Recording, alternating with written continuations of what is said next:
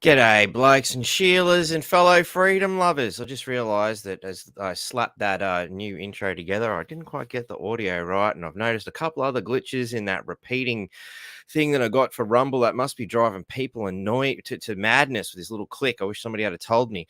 I better fix that too when I find time.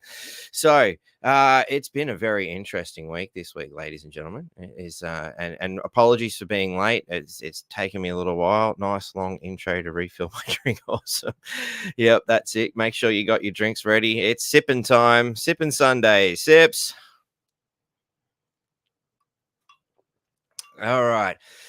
So I don't need to worry about the comments. I've got my wonderful friends, you know, Tracy in the background there. And for those who are about to haven't seen the Channel 10 conspiracy theory, because I can't think of any other way to describe it, you'll get what I mean by that joke. But I'm going to be running that for quite some time. It's fucking hilarious.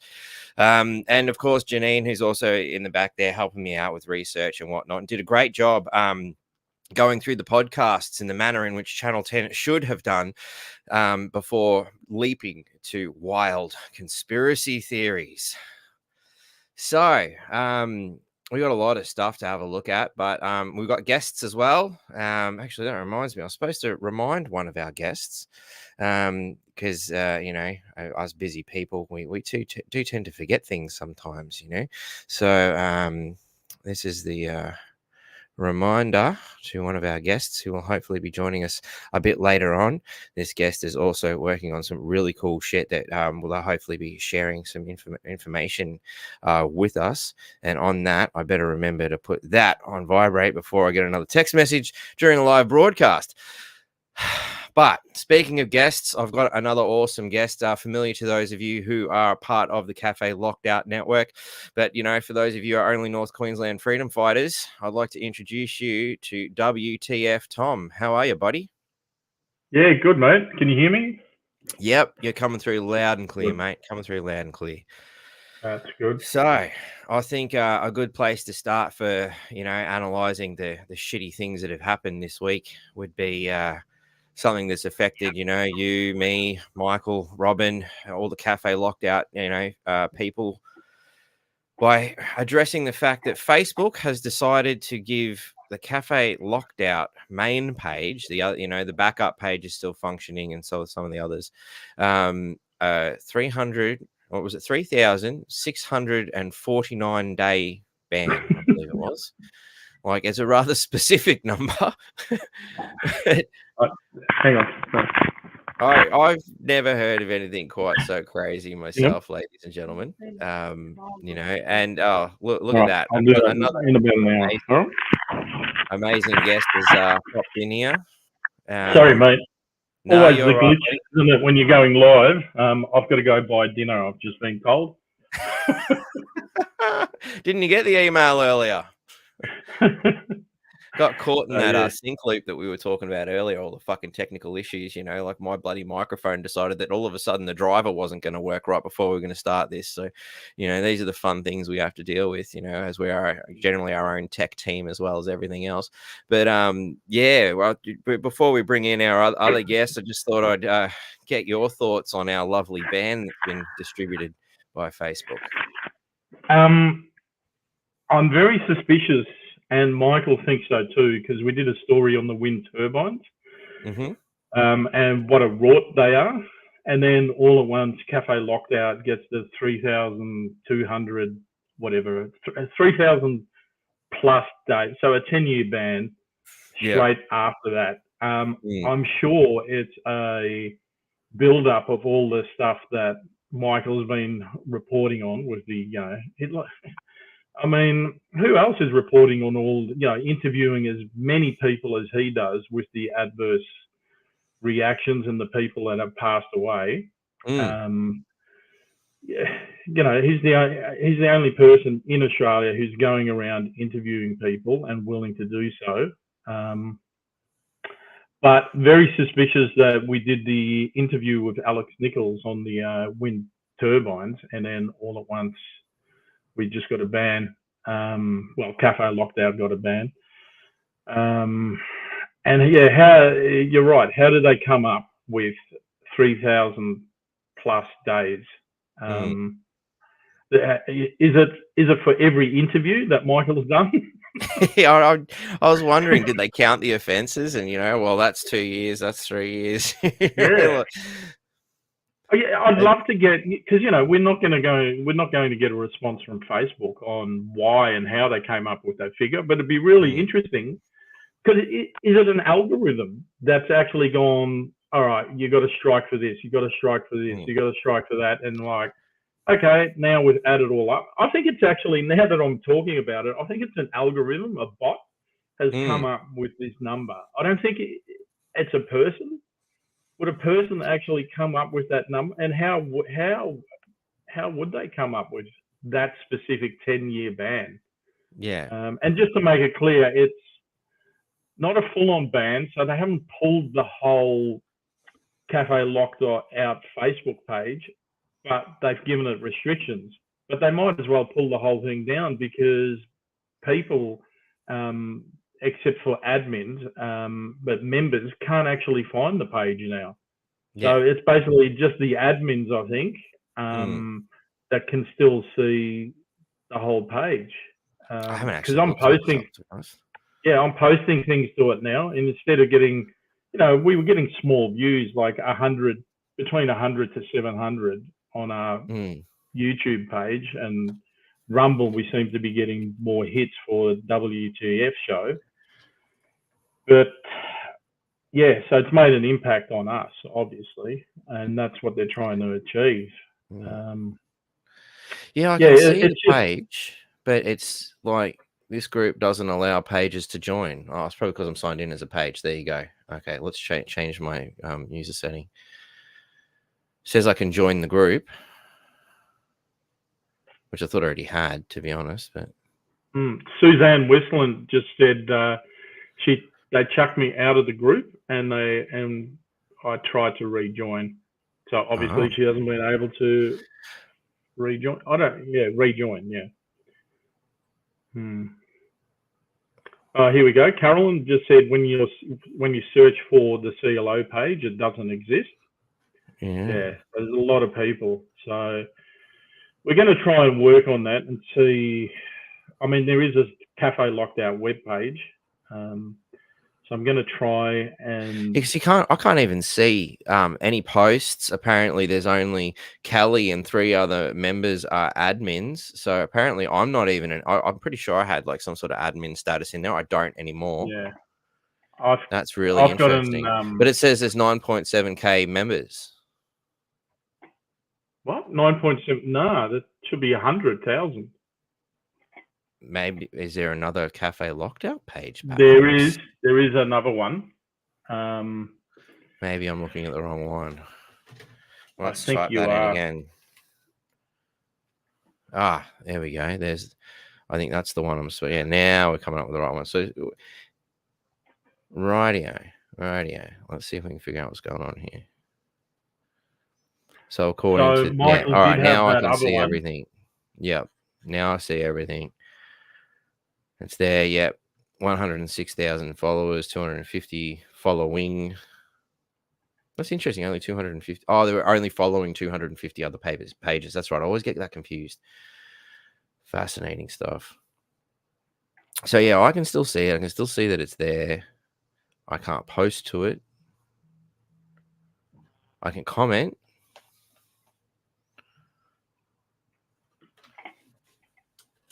So on the first post there, I've just typed a hello in the comments. Give it a like. I don't know if anyone else can see that.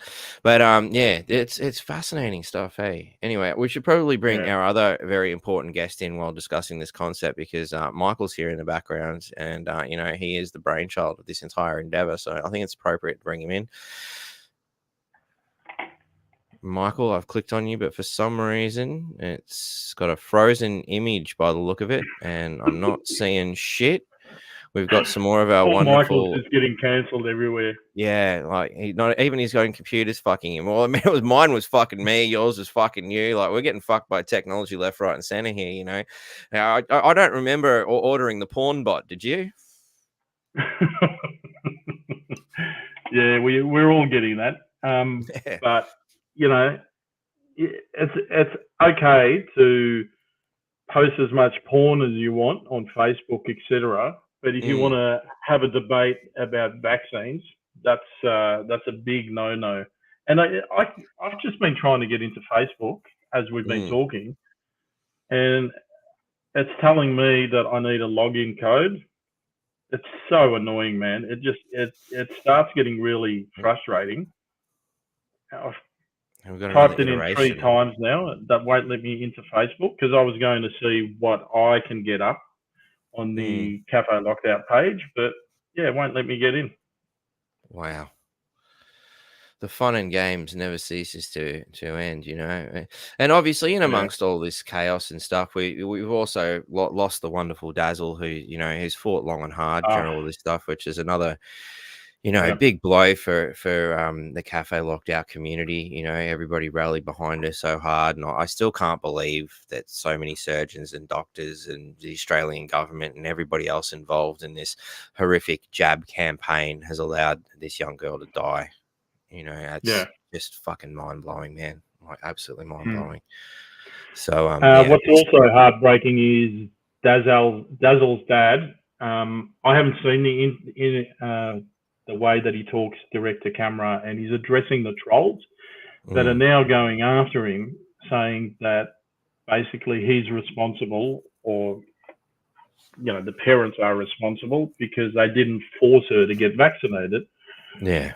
And we all know that it was her decision. Yeah. And what's interesting, these same people have got no problems with 12-year-olds making a decision on their own to get vaccinated. But when a 16-year-old decides to choose the opposite way of what they're pushing, then it's not all right. Then all at once the responsibility is on the parent. That's got me fucked. It's amazing case of double standards. It's such a double standards. It's absolutely heartbreaking, and there should be that choice. You know, if there's the danger that is all being revealed now on mainstream news now as well. I mean, nobody's calling mainstream news at the moment anti-vaxxers because they're pointing out what we've known and has been obvious to us for 4 years. It's new technology, so of course there's going to be problems with it. And to say it's safe and effective, you don't have any data on it. You don't have any data on it, and you push this at the start. It's beyond comprehension for me. Beyond comprehension. All right. And the trolls to be targeting the family while they're grieving like this, you know. I mean, what kind of a lowlife? Well, I mean, you know, of all the scum suckers, you know, who have pushed this poison on the people, you know, I wouldn't wish the death and the pain on them or their family members, you know. But I mean, I even if I was that fucking malicious, I wouldn't be going, well, it served you right, you invented it, you know, to the CEO of Pfizer or something, whatever. Sucks that you killed your own family. Well done, dickhead. You know, like, you got to be pretty sick to go and do that. Yeah. I've been very careful in regards to that, because there's a lot of people, and like we've got, for those who haven't watched the WTF show, there's basically 3 of us, and the other 2 are jabbed. And it's Wayne, who basically was just too busy working and just went, I've got to get jabbed, I've got to do this, and just kept on going because he just had a new family. He was busy with work, you know, he's still busy with work, you know, working 10-hour days, so on and so forth. So we just all have a busy lifestyle, and a lot of us don't have time to smell the roses. But he's totally against it now. He won't be getting vaccinated again because now he's done the research and he's gone, you know, geez, he went and did his own research that we got told not to. I mean, what sort of a society are we living in where we're told, trust the experts? And the experts, time and time, have been proven to be wrong. Yeah. It's, Well, it goes against the fundamental principles of science, as I was discussing on our Friday night podcast with the scientist, where the whole idea of trust the science is about as stupid as you could get. I mean, if we said, all right, cool, let's trust the science, for example, whatever Isaac Newton come up with, that's the end of it. No more scientific research required. Newton got it sorted, But it turns out, bloody Einstein come along with some new things that challenge that idea, But now people are coming along and challenge what Einstein said as well. And that's science, challenging the idea and going, hey, let's move on. Let's advance. That's science is supposed to be about that kind of advancement. If you're not allowed to challenge it, how are you supposed to advance as a society?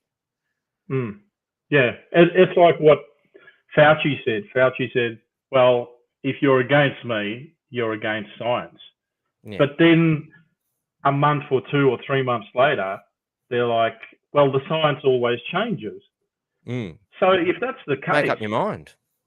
Yeah, make up your mind. Don't keep changing the narrative. Just stand by what you've said. But they can't. They cannot change it because...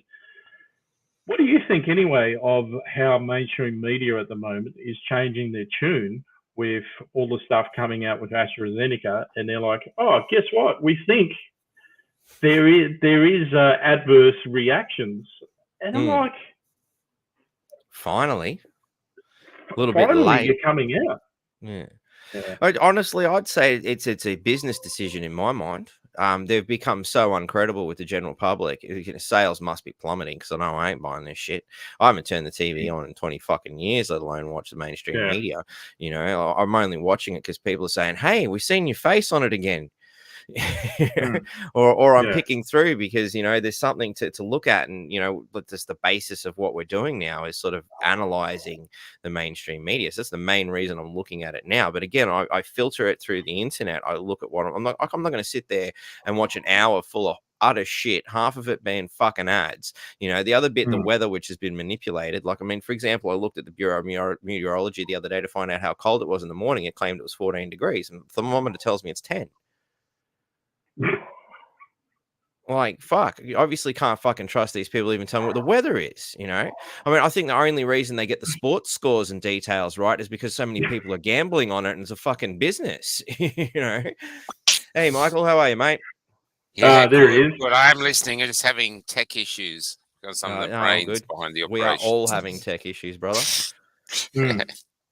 Right, swap this around a bit and chuck myself down the bottom. 3,649 days, Tom. 3,649. So it's like somebody's gone 365 times 10, and the counter started when they press start, and it's rolled one day back. That's kind of my computer mind sort of thing. Yeah. It's I'm actually. They forgot to count the leap years. It's very, very disappointing. 646 today. So in about just under 9 years, I'm going to be able to like your funny kitten video. Because we were watching the cat videos. That was our high priority all along. Yeah. That's right. Yeah. So, yeah. I'm glad you're wearing the 832. Glad you're wearing the 832 shirt, man, because one of the things we're going to look at when we get into the Channel 10 propaganda was that they pointed out that, at the beginning of my webpage, it rolls out. Oh, wow. I can't see. It's just all. I can't see. It's too bright. Blown out, mate. No. Okay. Portugal. Your account has been restricted for 3,649 days for a Portuguese independent thing. Oh, man. That's impressive. How interesting is that? Man.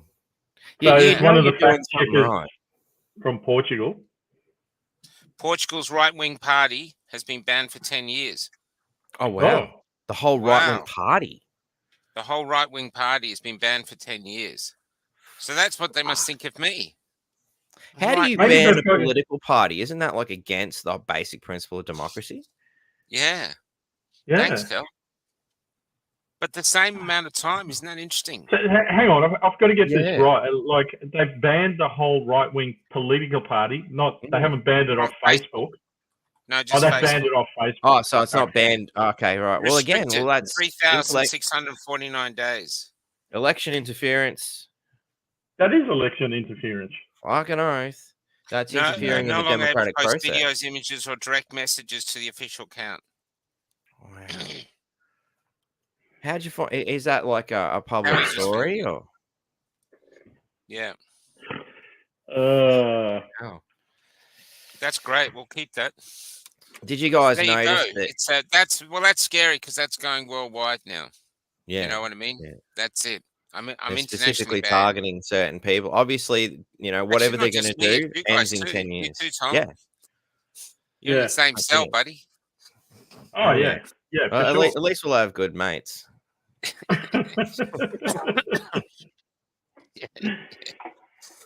I bet they'll torture us like just handing us one microphone we can use. We're the entertainment section. Yeah. But I'll tell you some good news last night. So we put Marooned on in Wangaratta and we filled the joint. In fact, they had to keep going back, finding more chairs because people were sitting everywhere. The main seating was gone. They filled up everywhere. Oh, good. And it was both sides. So when I was doing theatre, I was loving it, and I was really, I was just in my bliss. But when they said segregate audiences, I couldn't do it. I just couldn't do it. I thought, no, I'm not going to do it. It's evil. I'm not going to do it. And so last night was like came full circle. So we're going back to the theatre on our own terms. We're not kicking anyone's woke ass. We're in the theatre and we've got people from both tribes there. And they're sitting together, people with masks sitting next to our mob. Everyone's just enjoying theatre. So to me, it was a great success last night. It was like, wow, we've actually come full circle. And, yeah, so it was great. And the guys were great. And the theatre was tiny. Because supposed to be in a waiting room, but they were literally like walking around. Nice. But it still worked though. Yeah. Yeah, awesome. So are you planning on taking the Marooned play on tour outside of Victoria, mate? Well, we're hoping to get it to Sydney now. I reckon we can get it to Sydney, get a good crowd. Last time we took it to Sydney, we did two venues about, I think it was 250 seats, and we filled both of them. So that was during a break in COVID. So that's when we got a really good review from the Sydney Morning Herald. So yeah, I'd say we would go back. But there's other plays, like there's other plays I'm working on. I think last night, this is for the artistic world. This is for Tom, actually. Yep. So I was working with woke people last night. And what was really interesting was the girl that was the tech, she was loving the fact that it wasn't woke. She was just like, oh, really? Like little fist pumps. She was really enjoying it. Like, no one's watching, like, like this. And I thought, this is really interesting, the La Mama's closing down, too woke. All the theaters, they're losing all their funding. They're too woke. You know what I mean? And so they're saying there's going to be no funding, like theater's dead or this. And suddenly here we coming up. We've got small plays. We don't need huge sets. You've got an empty space. Call the wolves, or call culture. We can come in. We only need a few weeks. We'll do the space. We can even do it within other if other sets are set up, find a way. So I think there's a good chance that free propaganda-free theatre, unwoke theatre, could actually make a big comeback next year. And the only way you're going to succeed, which would be really healthy, is story. You got to have a fucking good story and good actors. It's instead of oh, look, I've got a gay person in here and an Indigenous and a dog, but the dog is transitioning. Okay, we'll give you a grant. It really thinks it's a cat. Bullshit. Yeah, none of that bullshit, none of this thing. So I think that's pretty cool. So that got me really excited last night. And they're all despairing, and I'm thinking, cool, because Topher turned up, and he's the same. He was saying that grants were what was killing theatre, because the theatre was shit, because everyone was trying to. I saw the worst version I saw was with a guy. His daddy was rich, so once a year his daddy gave him like $30,000 to put on a play, and he wasn't very good. He's a pretty kid though, but and they put on One Flew Over the Cuckoo's Nest, and they used an Indigenous guy, and the Indigenous guy played the the Indigenous guy played the Indian because he wanted to have his say. He wasn't mute, and so he was doing land rights speeches all the way through. What? Which you do when you're an Indigenous guy playing an Indian who's mute. Yeah, definitely. I mean, what else would you do? And it was just Jesus like, but Christ. then, and you were just sitting there going,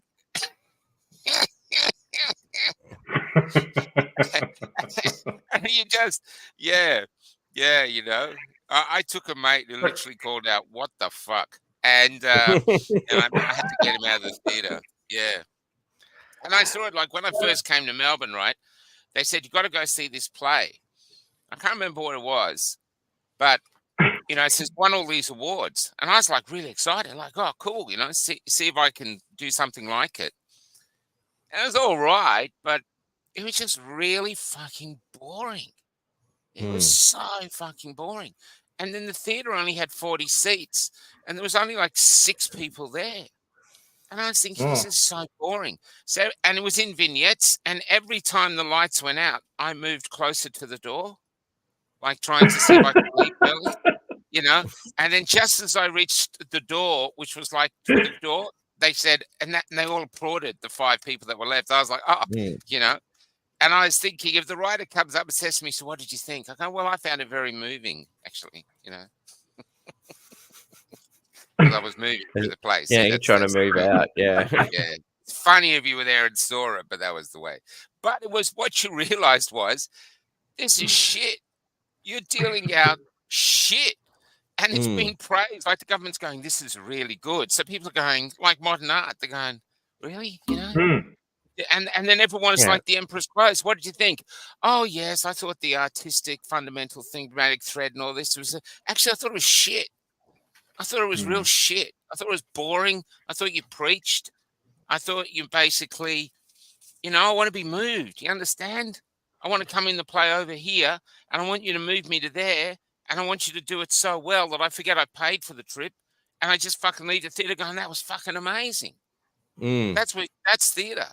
You know, otherwise, you got to be moved. Otherwise, you know, they call it masturbation. They get on stage and they go, look at me and this. And Tom would have seen it with actors in thing. You know, there's this thing of looking. But I think right now, we are in the place to make the greatest art in Australian history, because we're coming out of oppression. And some of the artists who have stood their ground are like, I'm ready. Fucking, we got shit to write about at last. You know what I mean? And we got something to fight what's coming.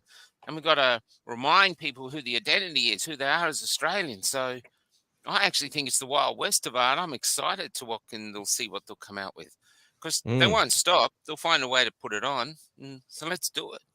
Yeah, definitely. To my lovely people out there helping us with the comments today, I noticed there was a question about questions, but I didn't see the questions starred. If you guys could just star those questions so I can have a quick look at them. When actually, you guys are on Facebook. I should be doing the interview like this. Yeah, well, that's it. They might be headhunting you or something. Maybe you better get a burqa or something. Well, I've shared it to X and Rumble. Hey, so I've got get a hat and put it to X and Rumble at the moment. Okay, so looking at the I've numbers, still got mine. Thanks to all the Twitter followers. So we've got most of our followers. If you literally 3/4 are on of the numbers you're watching now are on X. Wow. So Cafe Lockdown's not really my Twitter anymore. That's our shelter from the storm. So thanks, Elon. You know? Yeah, he's definitely doing some great work. So just on how you were just talking about. Yeah, wow. There's 200 views there and 215 here. So there you go. Just how you were talking about the cancel culture. Can you hear me? Yeah, sorry. I was just... Yeah, go. My son has stopped watching The Boys. There's a new season out, you know, the superheroes, which are anti-superheroes, and he just stopped watching it because he couldn't cope anymore, because one of his favorite characters Frenchie, for those who are watching, has now come out as gay, and there was a plot with, and I loved watching the show as well. I was looking forward to season 4, and I've already been turned off just by what he's told me. He goes, watch it, Dad, and make up your own mind. But Frenchie's turned gay, and I'm like, but there's a big romance story with him and the Asian girl. Like, yeah, everyone wants to see those two be together. yeah. And he's like, yeah, Dad, he's come out as gay. And I'm like, well, that's already turned me off. I was watching the Umbrella Academy, for those in the know, which is a anti-superhero series. Which one on Netflix. Which one of those? Is it the big guy? Yes, yeah, the big guy that was starts He's off, he come out was as on gay. the moon. But no, he doesn't come out as gay, but the girl in it, Ellen Page, who is actually in real life now come out as trans, she's had her tits chopped off as well. And that happens on the show. And I'm like, oh, this is too much. And then I found out that Ellen Page is now Page Boy, and she's actually got a book out called Page Boy. And I think in another 5 or 10 years, she's going to regret it. I could be wrong, but yeah, we talked about that last time. Yeah, and it's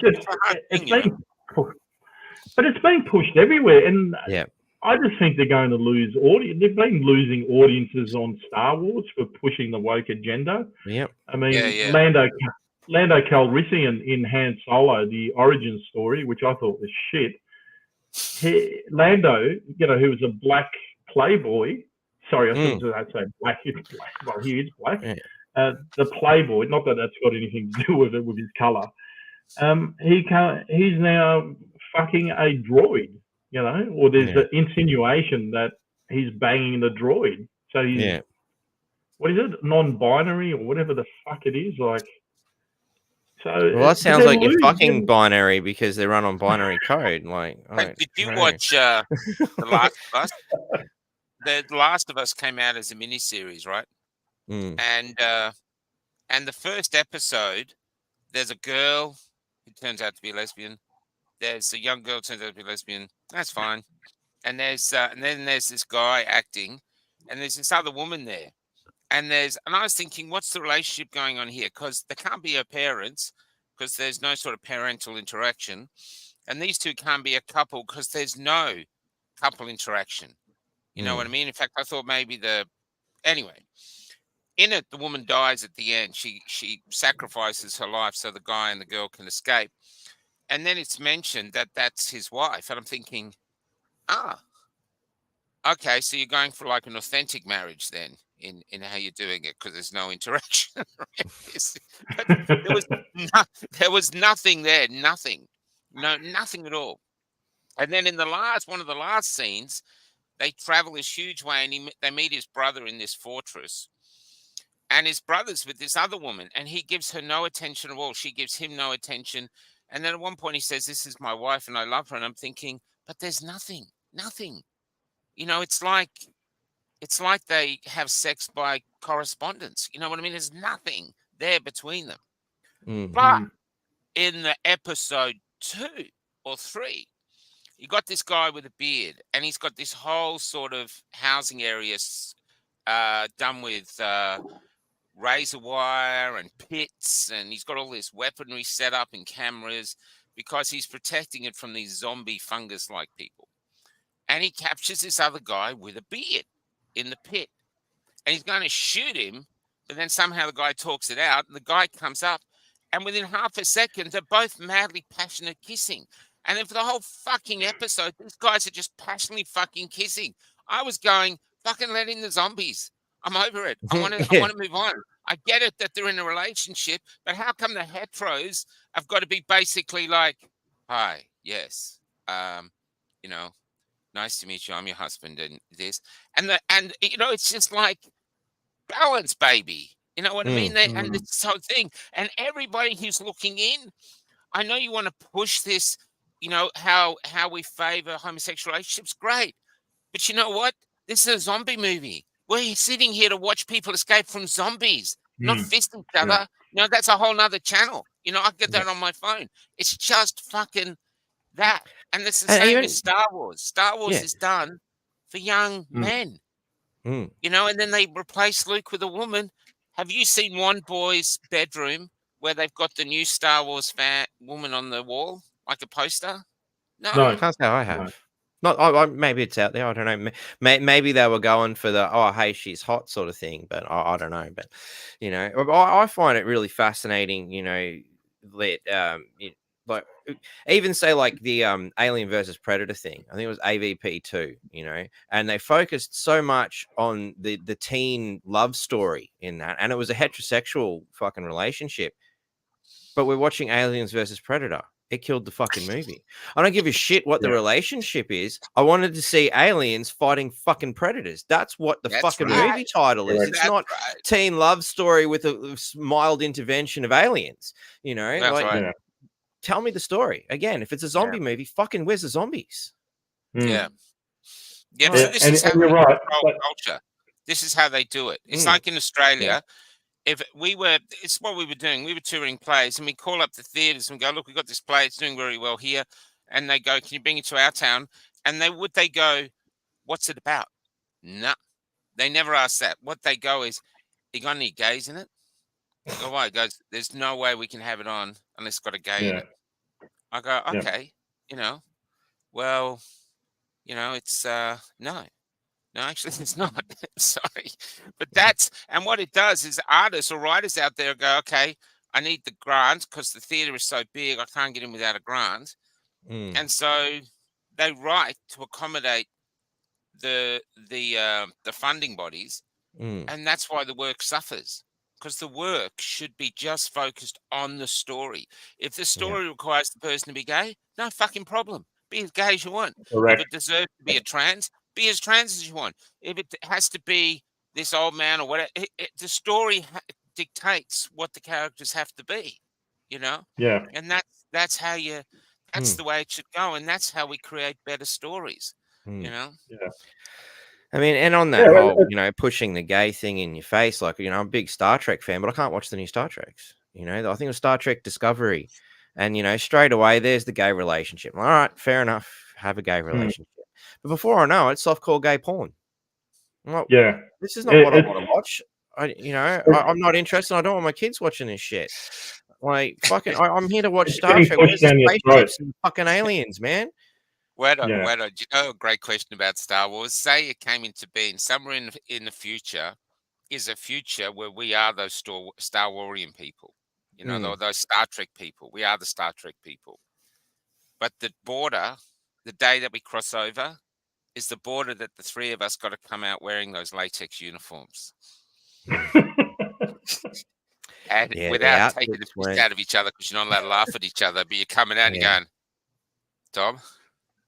I think that shows you how fucking good actors the Star Trek people were, because like those outfits were fucking horrible. They must have been outside the door going, I can't do this anymore. It worked great for 7 of 9 in Voyager, man. I'll tell you what, I reckon they sold that show pretty well with 7 of 9. And again, now they've done the Picard. I thought, all right, maybe they learnt their lesson from this gay porn thing that I think blew up in their faces, because they ended up killing the character during the story, from what I hear.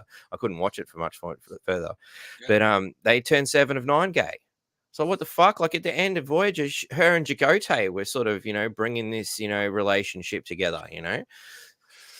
Why not pursue that? You remember Queer Guy for the Straight Guy? I used to love that show. Remember they get some straight guys and they do them all up. But I always wonder what happened. One of them came out as straight, goes, guys, you know, I like the pussy. And there's whether the controversy would go back the other way. He's secretly heterosexual. Did you know? Did you know? You know, there's and so no, that'd be a great show, because he was just imagine he was secretly doing it so he could get pussy and perv on them. Yeah, isn't that in Seinfeld, where there's a guy that he's pretending to be gay and he's a yoga instructor.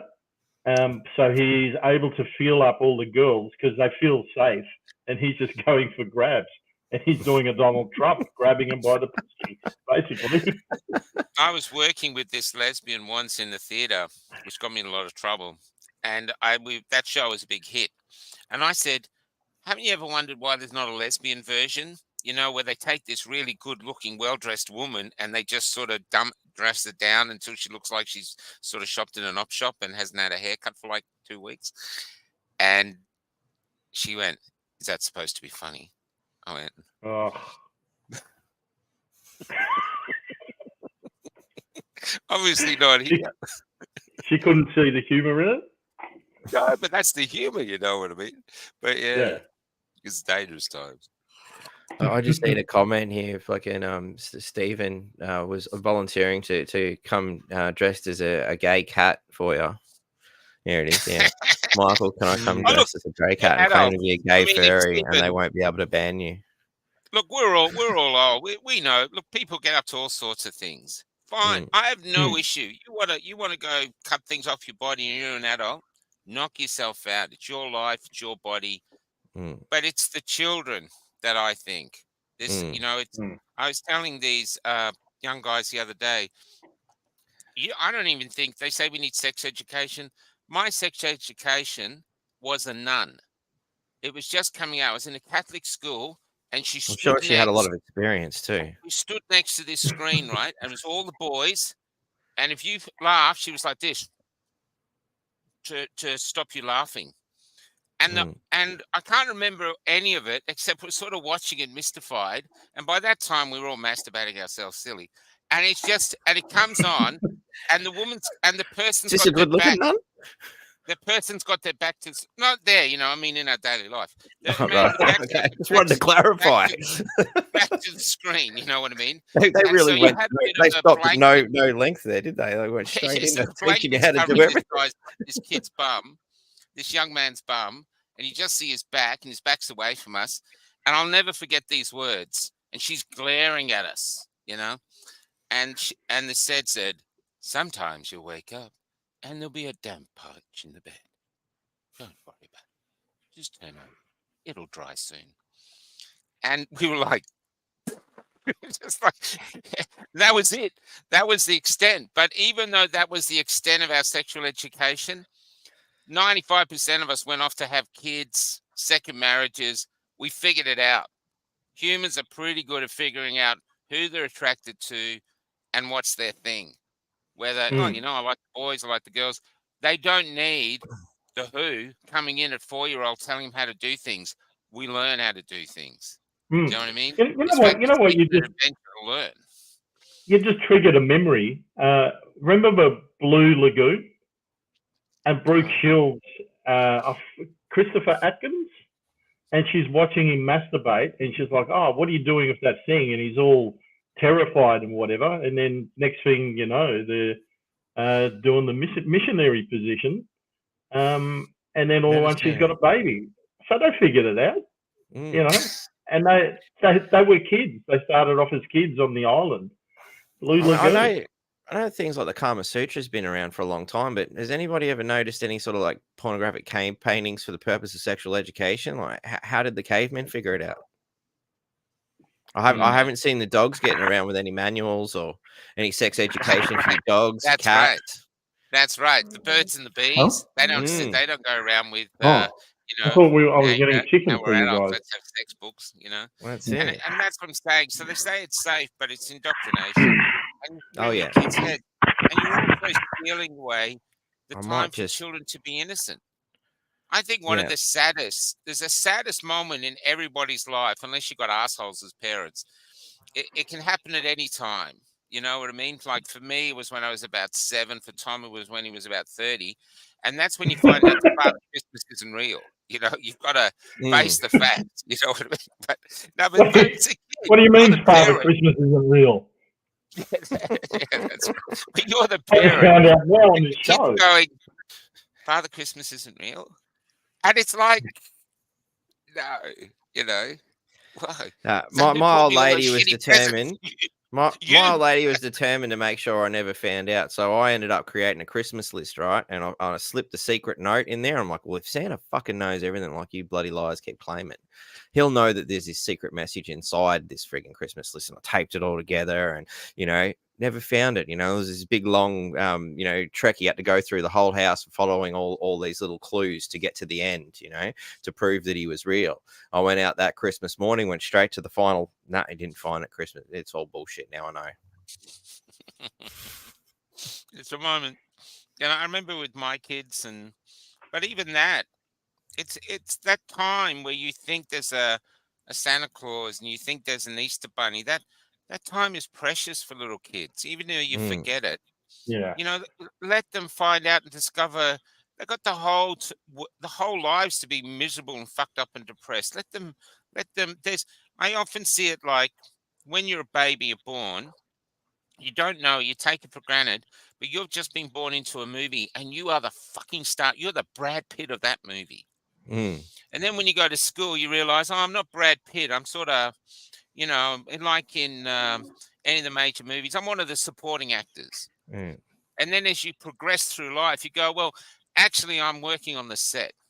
And then eventually, well, actually, I'm in the theater. I'm watching this. Until you reach our age and realize you can't even get in. We're banned. It's got nothing to do with you at all. But do not let these guys in. You are bad. It's not your movie. But there's a period where the child is, and it's and it works beautifully for fathers too. And this is what we never talk about. There's nothing more incredible than working a shit job where you've had a shit day, and you come home. And instead of the dog happy to see you, there's this little human being, maybe 3, 4, or 5, and you might as well be the second coming of Jesus Christ. Yeah, they just run up, and it is a good way to describe it.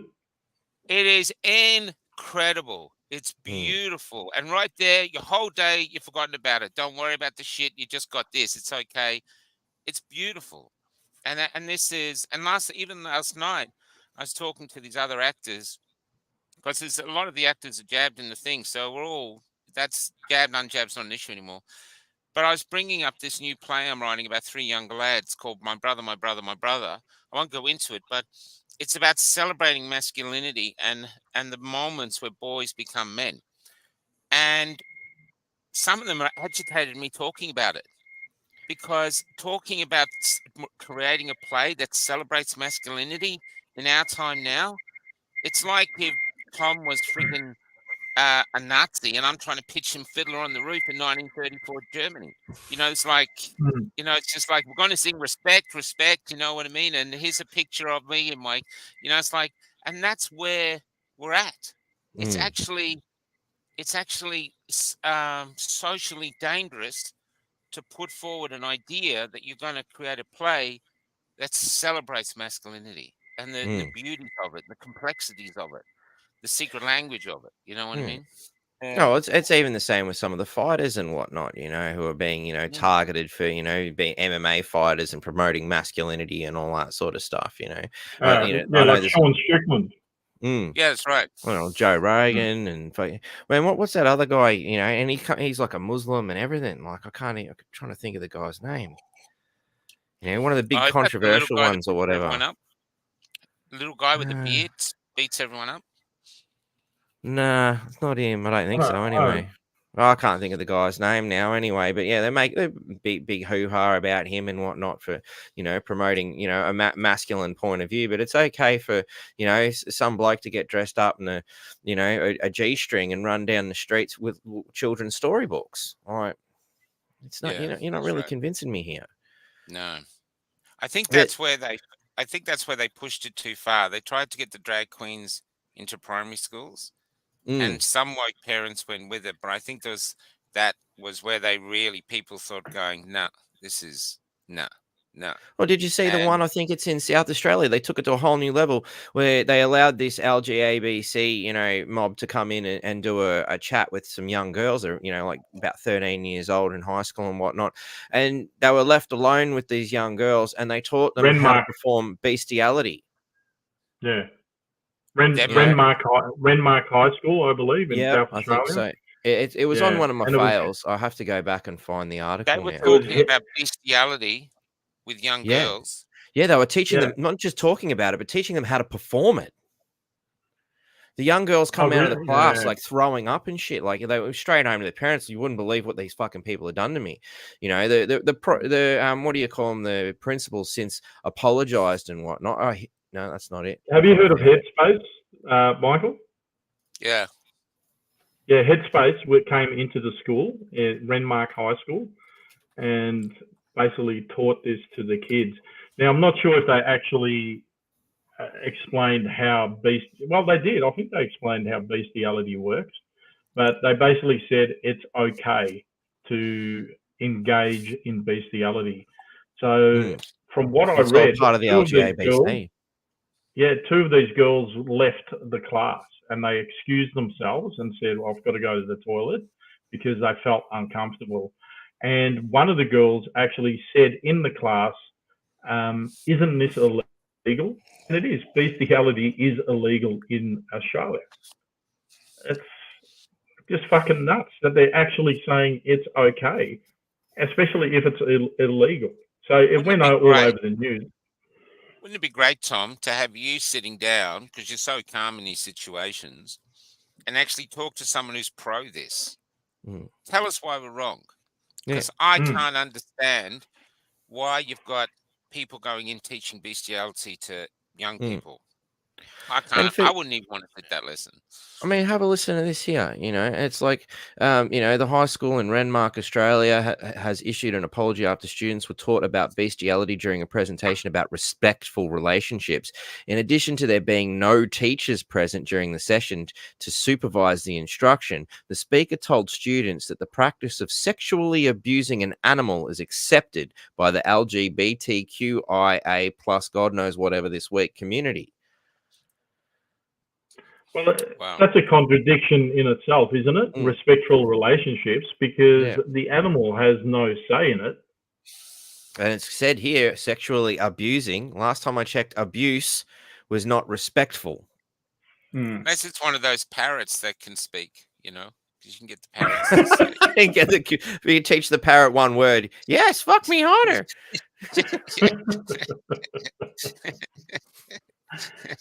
I mean, the thing is, we take the piss off this, but I actually really believe going forward, I was telling Topher, we've got to, what the fuck boys do it well. We have to be larrikins because this is bullshit. This isn't worth a healthy debate.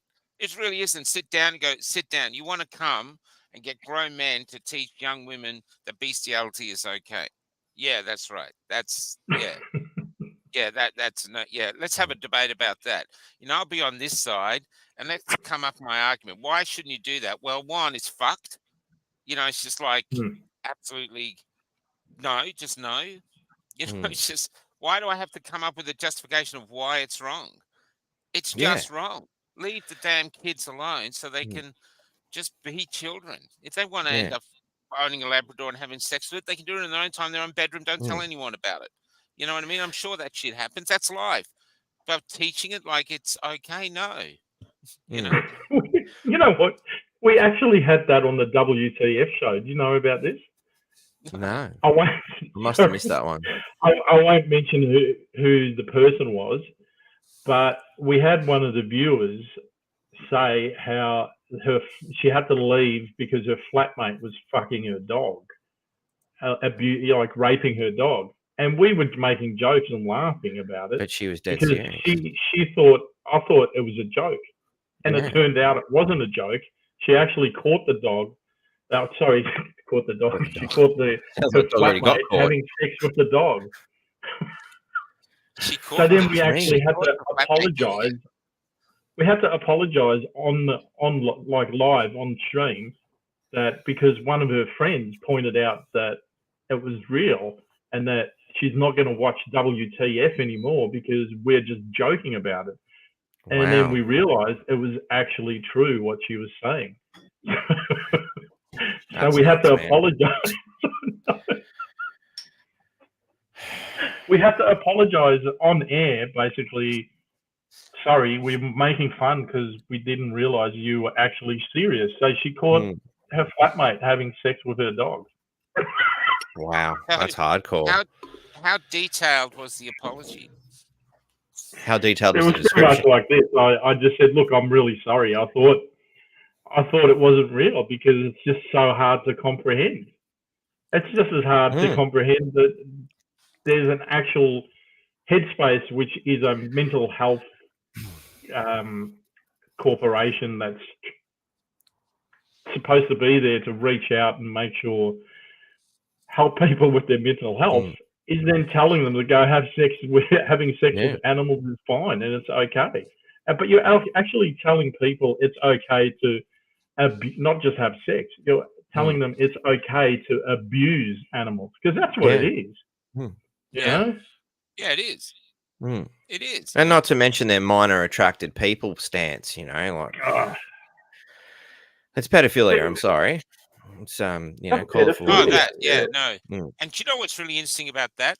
Whenever they try to push it at a TED talk, they've always got a young, innocent-looking woman going, "You call them by that old thing, pedophiles, but we minor attract." They always use that.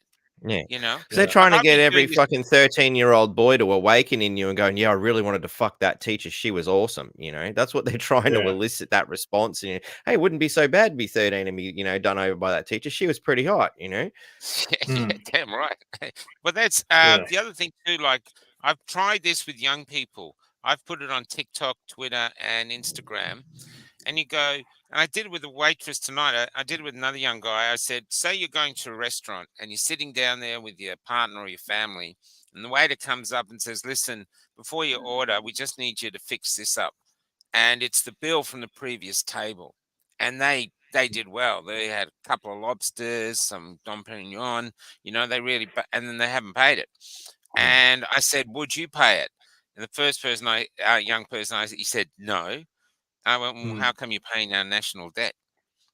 And he's like, holy shit. And I'm doing it again, but Cal and I were in Wangaratta today and we're at this cafe and this waitress is serving us, this nice waitress. And I said, so, you know, if they left, would you pay it? And she went, yes. I went, you'd pay it? She went, yes. It's a good deed for the day.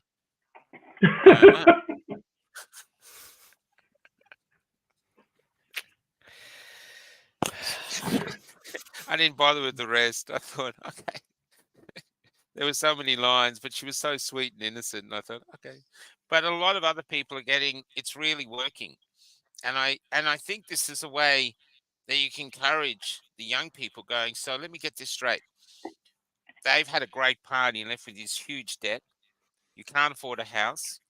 There's no good paying jobs. So you're working casual jobs everywhere, usually without sickies.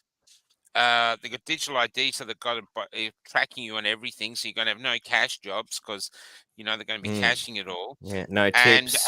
And they're leaving you with an enormous debt that you'll never pay off. And before you can start paying off that, you got to go to uni, rag up another massive debt. So you'll have this another fucking bill you got to pay, then the national debt. And if you get all that paid off, then maybe you can go buy a house that you can't afford. And I'm saying, but at the same time, you've got to respect us because we're getting upset because you don't show us any respect. Young people are listening, man. I was at a pub last night after the play, and a few of the young guys walk off, but the other young guys are actually sitting around and seriously listening. And I actually think this is the way forward. Going, you guys are being shafted. I mean, in reality, what we actually did was medically rape all of them. They said early on, young people do not need this vaccine at all. There's no way COVID can hurt them. It's absolutely impossible. The only reason they took it was through the marketing, take it to protect your grandmother. The fear. Which actually goes against the Titanic thing. You know, we don't go women and children first. You know, now we go, no, get the women and children out of the lifeboats. Quick, get the nursing home residents in. Yeah. No, look, you know, keep them in the wheelchairs. It goes against human nature. And this is what we did. So they've and even the ones have myocarditis or other issues, we ignore it. We say, no, it's just in your head. So we ignore them, everything like that. And then we get upset that we call them lazy and say they're not offering us any respect. I'm amazed they haven't risen up against us. Yeah. And does done my some head in. horrible things. That's it. If you know, break it down. And to top it off, now we're talking about World War III, and you may get conscripted and sent to go and fight some, you know, geriatric old fart called Joe Biden's war. Yeah, because he's so unpopular that maybe if he starts World War III, somebody might believe in him. Yeah, so we actually keep telling madness. them there's no hope. You're all going to die. There's no hope. And so they're all going, we don't want kids. Why would we run kids in this horrible world?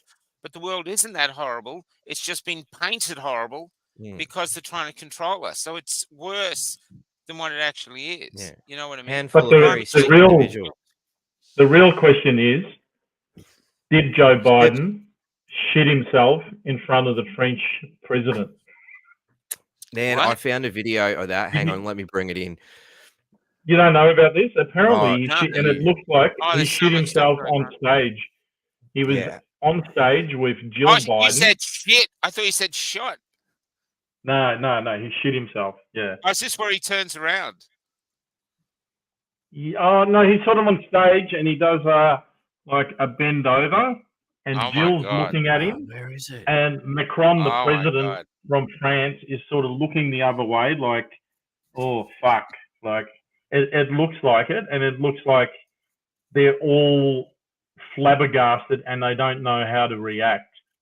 And I think, I'm not sure, you don't see the end of it. We played it on WTF. We had a clip of it, and it was fantastic because it was a voiceover. Oh, you probably said the same one I did. I thought I had it, but I can't bloody find it now. I could have sworn I downloaded that video. That is so funny. Do you have a link to it or something, or do you have the ability to add it in here even? I don't know if you've got control. Yeah, I'll have a look. See if you can add it or send it to me in some way. Because I wanted to actually talk about it because I've seen the exact same video and I'm like, this is the funniest thing I've ever seen because it seriously looks like he just bent over and had a shit on the stage. But it's a wild conspiracy theory, and I guess that's one of the things we will come to it. I mean, I love torturing the mainstream media who are probably sitting there at home right now waiting for us to start ripping into them. But while Tom's bringing that up, we might start the what the hell, what the fuck for is going on with the mainstream media. So this is the crap they've printed this week. It's a Townsville Bulletin printed in the Cairns Post, the Daily Telegraph, probably the Herald Sun, and various other affiliate programs. Oh my god. So this is our Townsville. Troy Thompson, friend says councillor likely mystery guest on conspiracy show. Questions have been raised about the identity of a secret guest on a conservative social media show who came out in support of besieged Townsville City Councillor Troy Thompson. Like, could you over dramatize this any further? But this is great. Questions have been raised about the identity of a secret guest. Oh, hang on. Here we go. Joe Biden. Oh, that's it. Oh, that's the one. You found it. Yeah, that's it. Distinguished guests, please welcome the Honorable Lloyd J. Austin. I got little kids, and it looks just like that where they're fucking just sitting in the corner, giving it a good crack go. It's like an analogy for the world, state of the world at the moment. I mean, and to be fair, we might just be laughing at the poor guy. He's probably just, eating a bad taco or something. He's like, oh, fuck me guts. I don't know. I'm afraid I have to go. I've got to get ready for the culture show and get some things together. Didn't get to show you the fucking good bit. Well, hold on just 1 second, man. You got to see this bit just before you boot off. So, questions have been raised about the identity of the secret guest on conservative social media show who came out in support of besieged Townsville City Councillor Troy Thompson. Who's interesting, they've demoted him to City Councillor, although that is a technically correct term. He is the mayor. Mark Batt, they even did a bit of investigative journalism, found my name. Wouldn't have been hard. The host of the Fringe North Queensland Freedom Network, and for the last 2 months, they haven't been that rude about the network. They've actually been quite happy to use it whenever it suited them to attack Troy Thompson. Introducing mystery guest Blackboard on his Friday night show to discuss what he claimed was the successful Labor-led coup. Wow. I questioned whether that was what's happening. Is that happening? So, I guess that's a falsification in itself to oust Mr. Thompson as mayor. And it's kind of hard not to see that when you see so much Labor influence within the council. Blackboard and the Townsville Bulletin, might I add, who, although claims this is a conspiracy network, I actually asked if the former mayor was still a member of the board or influencing the board in some way as a representative, perhaps, or, I can't remember the exact terminology for it, but, is the current former mayor currently, and an advisor for the board of the Townsville Bulletin, which they didn't deny, I might add here throughout this article. Blackboard, using an electronically altered voice, claimed to be a non-political outside observer, which is true, who has been watching what's been going on from a very, very independent perspective, especially with the mayoral things that are happening here in Townsville. And they've quoted him. Excuse me. During the lengthy, wide-ranging and rambling interview, and that's how they leave the link. I can't believe you just did that. Mr. Bat, also known as Batty, stumbled at the 30-minute mark by potentially outing Blackboard's real identity. Sorry, I went on a huge rant there in quotes.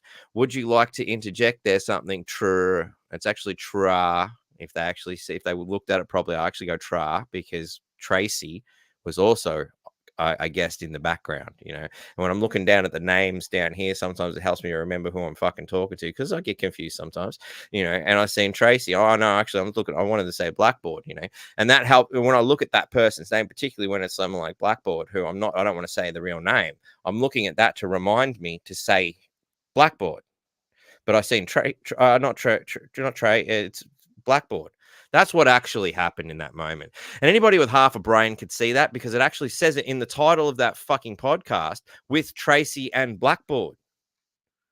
So I'd like to assume something with such ridiculous circumstantial evidence is fucking mind-blowingly stupid, So anyway, apparently a former friend of Mr. Thompson's said Blackboard was clearly the mayor, saying he was backed by the unanimous consensus of my friends from Kerwin High Class of 1988, which I don't know where they've got this from, whether they actually spoke to him or if they just found it on a Facebook post. And I wouldn't mind betting, because, having worked in the mainstream media, I've seen how these people operate. They've just gone to Facebook looking and sifting for a story. That's usually what they'll do. Yeah. Every morning they go to Facebook and see what the general public has said on Facebook. Can I find a story in it? I've seen them do it nearly every day that I was there. They've all spontaneously reached. So, hang on.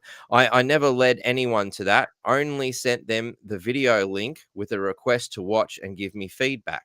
So somebody has obviously done this online based on that alone, So he's said, they're claiming unanimous consensus, which is interesting. But I never led anyone to that. I only sent them the video link, request them to watch and give me feedback. So again, it sounds like this person's been asked after the fact and gone, no, I don't know what you're talking about, back the fuck off. They've all spontaneously reached that conclusion themselves based on poor voice modulation, speech, and turns of phrase, and of course, Batty's slip up. Well, it was a slip up, but I was about to say Tracy. I'll take a lie detector. Of course, once the Townsville Bulletin and all mainstream media in this town take a piss test for drugs. Once they've done that, I will happily take the fucking lie detector test on this. Mr. Bat has been contacted for comment. Mr. Thompson has previously. Hang on, were you contacted for comment? So was I contracted with working with them? No. Were you? It says Mr. Bat was contacted for comment. Did they contact you? This toss bag sent me a fucking a message on Facebook. And then printed the story long before I had an opportunity to even see that, because I don't have Messenger. I look at Facebook once a week when I do this podcast or something. I virtually don't use Facebook, and it even says on my profile, don't bother contacting me here. Make a phone call. My phone still accepts calls. Because I got so sick of people sending me fucking shit on Facebook thinking that's a valid means of communication, particularly when people are ending up in Facebook jail for fucking 10 years. How the fuck are you supposed to consider this a valid form of communication? It's unreliable now, anyway, that aside, They go through a whole bunch of other shit, In the initial part of the interview, Blackboard labeled all politicians hypocrites and liars before claiming the elected officials were protected under international law. International law protects all of these people. Immunity, obviously, we're splicing this because it suits our purposes. Immunity for prosecution under international law. these people have certain immunities, especially when they officiate these positions that they're in. Troy's got access across the line, and he's taken the mayoralship. Those immunities should be afforded to him as well. Like Blackboard did say that, and in essence, it seems from a bit of digging that the council doesn't have the ability to just go, oh, we're just going to do a vote of no confidence and take control of the fucking system. That's not how the war's supposed to work, at least as I understand it. We'll find out more as time goes on, because Troy still is mayor. But anyway, you people, referencing politicians, and this is the funny thing that quoted Blackboard as saying, you people can have these things offered to you and say what you want and get away with all those other things. You can at least afford it to other people who take these official positions in the public interest, he said. And don't be too hard unless you want to be hard on yourself, which I think is quite valid. If you're going to start casting stones, get out of the glass house. During the more than 4-hour program, and this is what I love, because I actually opened up with a thing going, we should make this like as long as you humanly possibly can, just to annoy them, so they have to sift through it. And that obviously was one of the things that made this really hard for them, is in order to research this properly, they have to watch the whole fucking thing. And I know the mainstream media, they don't have time. They want to do the story right here, right now. They want it finished yesterday. They rush through things. And this is a perfect example of shitty reporting based on fucking rushing yourself through. So, Mr. Bat also took aim, and this is my funny part. It also took aim at Townsville Bulletin's reporting of Mr. Thompson's self-confessed domestic violence issue. So here we are blowing it out of proportion. Any bloke in this, and this they're quoting me, any bloke in this world will tell you that these days all you need to do is fart near a woman and you'll have a DV charge on you. I spoke to a lot of blokes who have done 2/5 of fuck all and ended up with a DV charge on them, Yeah. And actually, I was talking to somebody the other day who had a DV charge put on them for simply saying, sorry, I don't want to have sex with you. Yeah. That was a DV charge offense. So you literally can get a DV charge for just about anything, Blackboard sidestepped the issue, although Mr. Bat pushed on, asking why the Bulletin was making a mountain out of this bullshit molehill, given no convictions were recorded. And that's true. And it goes, and they've doubled down on their stupidity. The Bulletin has seen a document that reveals Mr. Thompson has faced court on 2 separate occasions over domestic violence matters, all right? No convictions were recorded in both cases. So thank you for doubling down on your stupidity and what I just fucking said, you idiot. Wow. Mr. Thompson, the rest of it's not really much worth fucking looking at, but that's the crap. Now it gets even better. So I believe he's put this out, and I'm just speculating, because at some point Channel 10's caught wind of this. So I get a phone call. This is before I even knew the Bulletin had done this shit. I'm going to assume that this has kind of gone Mark, out. I really have to go, mate. No, you're all right, mate. See you, bro. See you, buddy. So after that, the I'm assuming, and I'm just going to assume the course of events. This guy's written this pile of trash, and it's gone out digitally. To which point, somewhere around midday on Monday, I get this phone call. Private number. Is this Mark? Who are you? Because I never answer anyone who comes from a private number asking who the fuck I am. Who the fuck are you is generally the appropriate response. Oh, this is so-and-so from Channel 10. I couldn't remember his name. I don't think it's worth remembering, to be honest.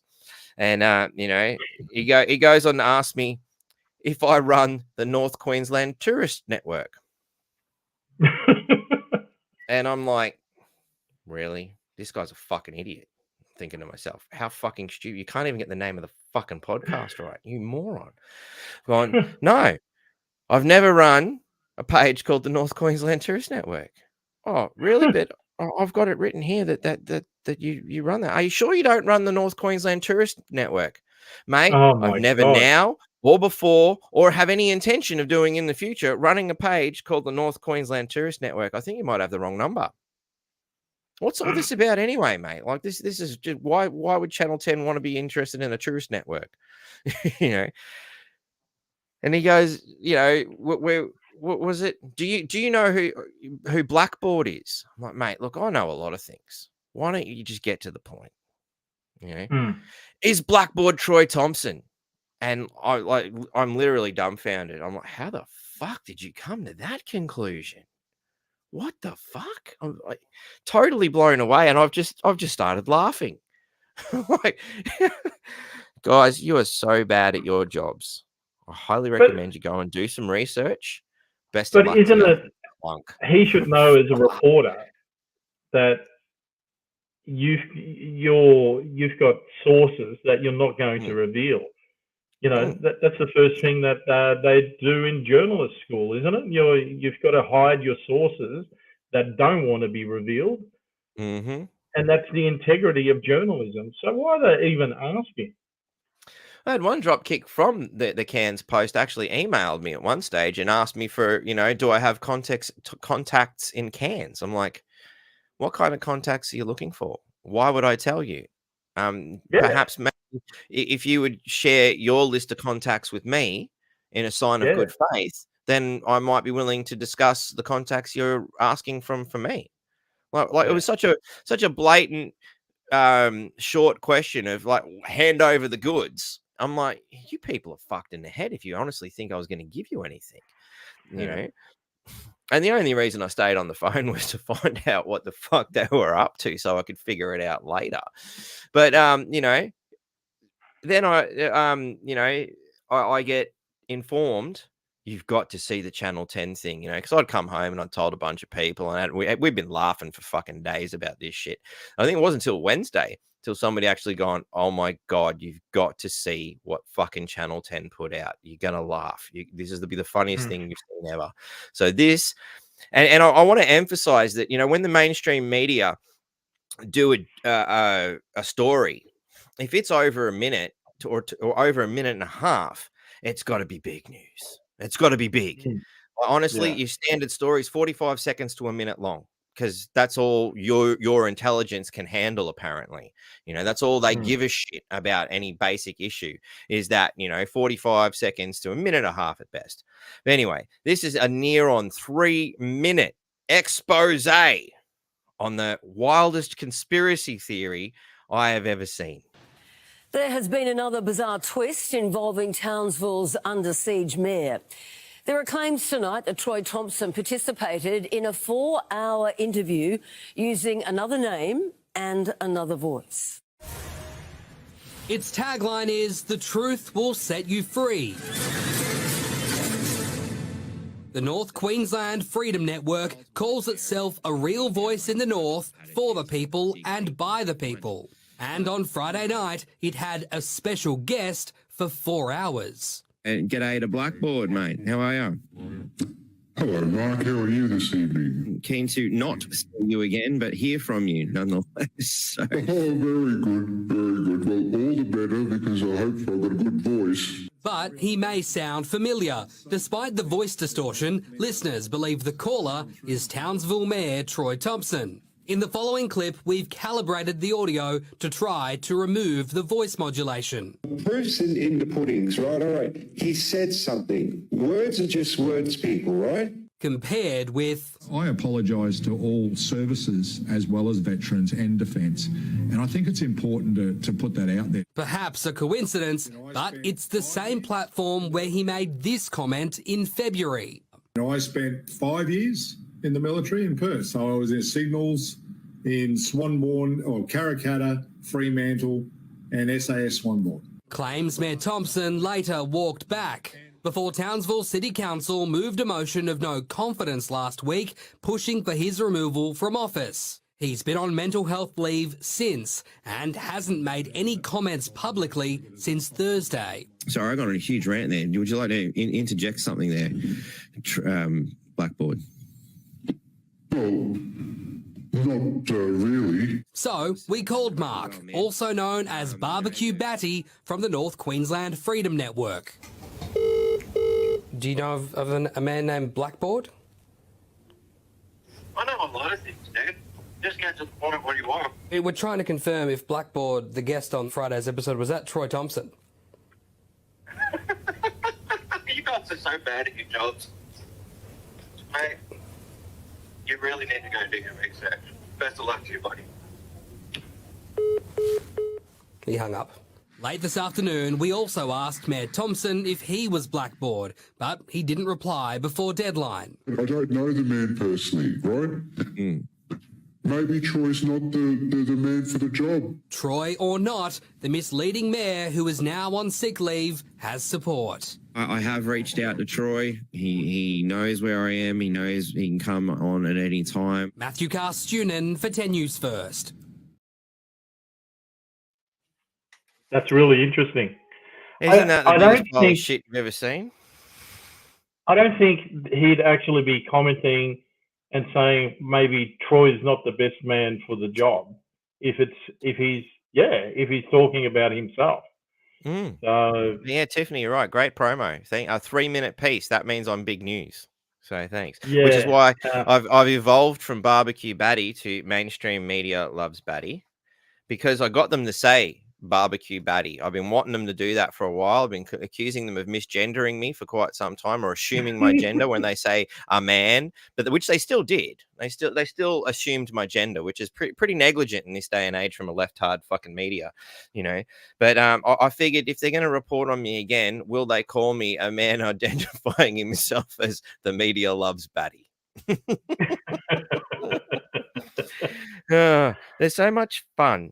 But, you know, yeah, you're right. Troy's not the man for the job. Why would they say that? And again, you know, they're emphasizing the point by saying, I've contacted Troy. He's welcome to come and talk to us about these issues anytime he likes, you know. So to me, to end the story on two of the two big questions of why the fuck would either of us say that? What do you think? It was such a conspiracy that we said that simply to try and cover the tracks. That's interesting.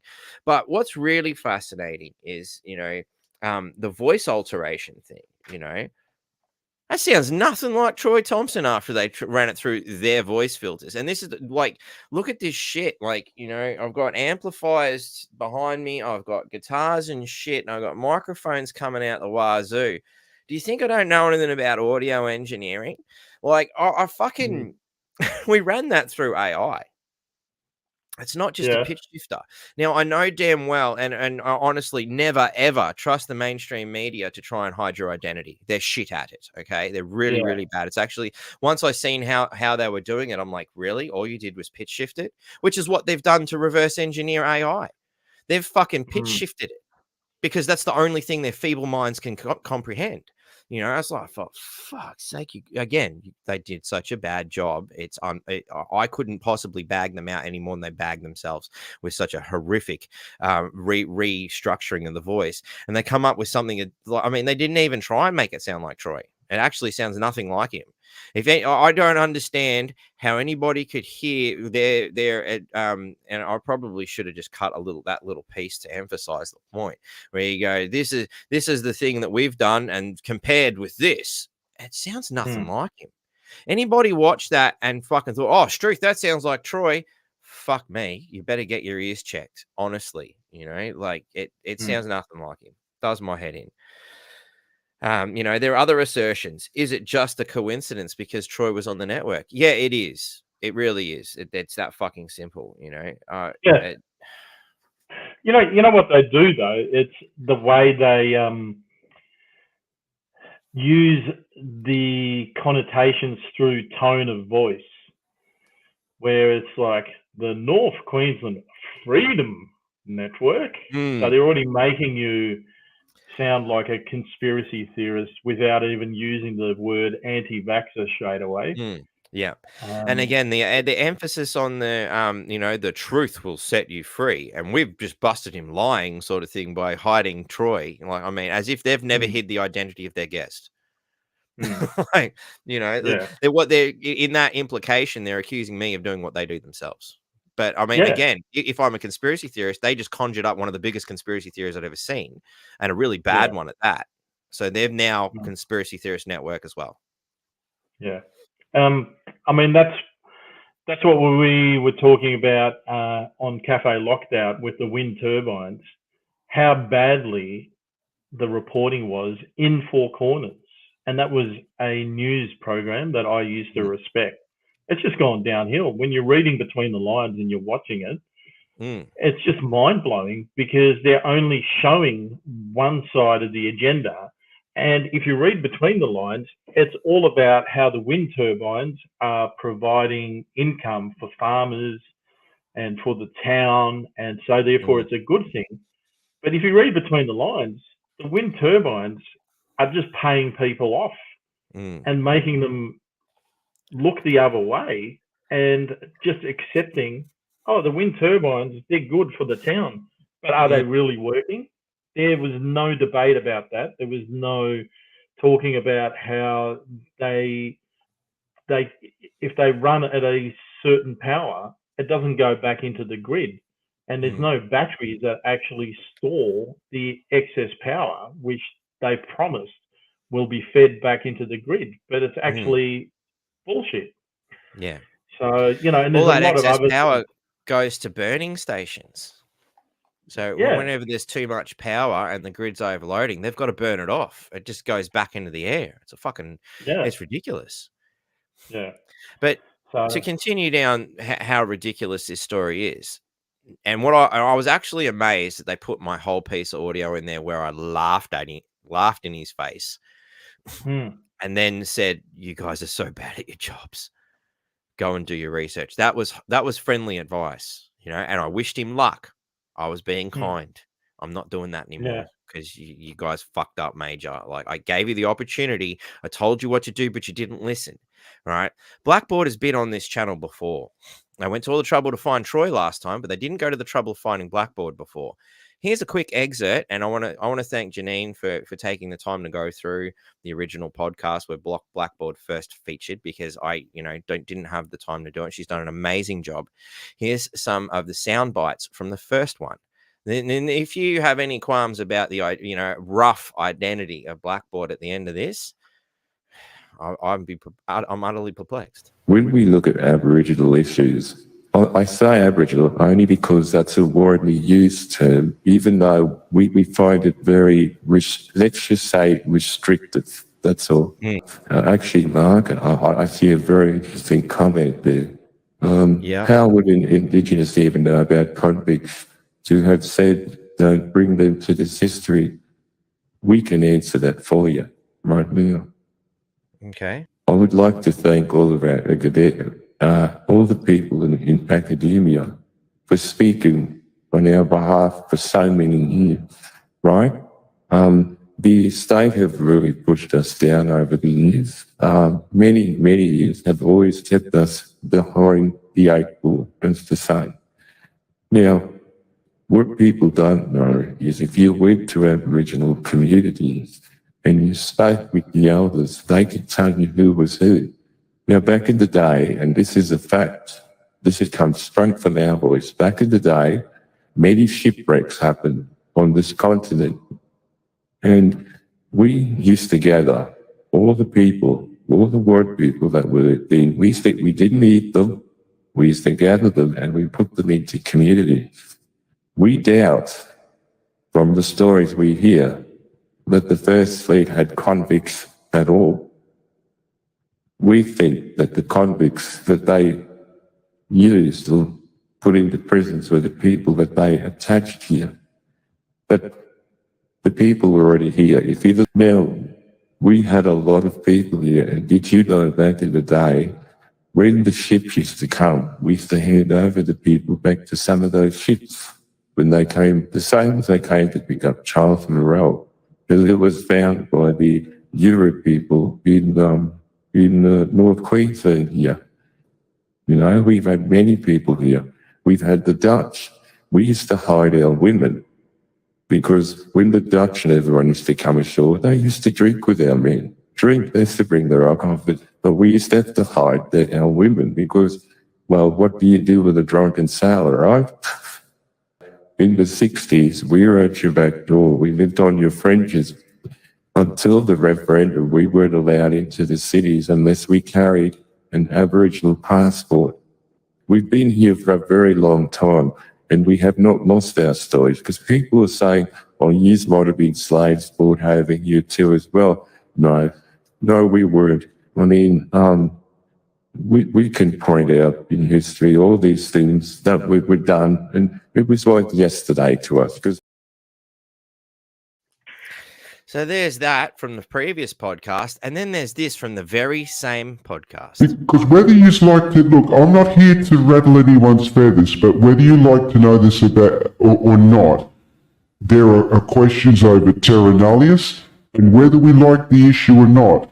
You got to ask yourself, was this Aboriginal people land before? Well, yes, it was. I mean, if the Dutch spoke up and told you, they could vouch for us. If the Chinese could tell you, they could vouch for us, even though that they're anchors and that.